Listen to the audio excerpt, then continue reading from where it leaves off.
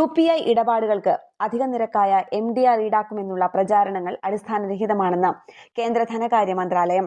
ഇത് സംബന്ധിച്ച് പ്രചരിക്കുന്ന വാർത്തകൾ പൂർണ്ണമായും തെറ്റിദ്ധാരണ പരത്തുന്നതും അടിസ്ഥാനരഹിതവുമാണെന്ന് മന്ത്രാലയം വ്യക്തമാക്കി. വലിയ തുകയ്ക്കുള്ള UPI ഇടപാടുകൾക്ക് സർക്കാർ MDR ചുമത്താൻ പദ്ധതിയിടുന്നു എന്ന തരത്തിൽ റിപ്പോർട്ടുകൾ പ്രചരിച്ചിരുന്നു. ഇത്തരം അടിസ്ഥാനരഹിതമായ ഊഹാപോഹങ്ങൾ ജനങ്ങൾക്കിടയിൽ അനാവശ്യമായ അനിശ്ചിതത്വവും സംശയവും സൃഷ്ടിക്കുമെന്നും മന്ത്രാലയം കുറ്റപ്പെടുത്തി.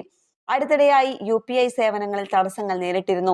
ആയിരക്കണക്കിന് ഉപയോക്താക്കൾക്ക് പണമടയ്ക്കാനോ പണം കൈമാറാനോ സാധിച്ചില്ല.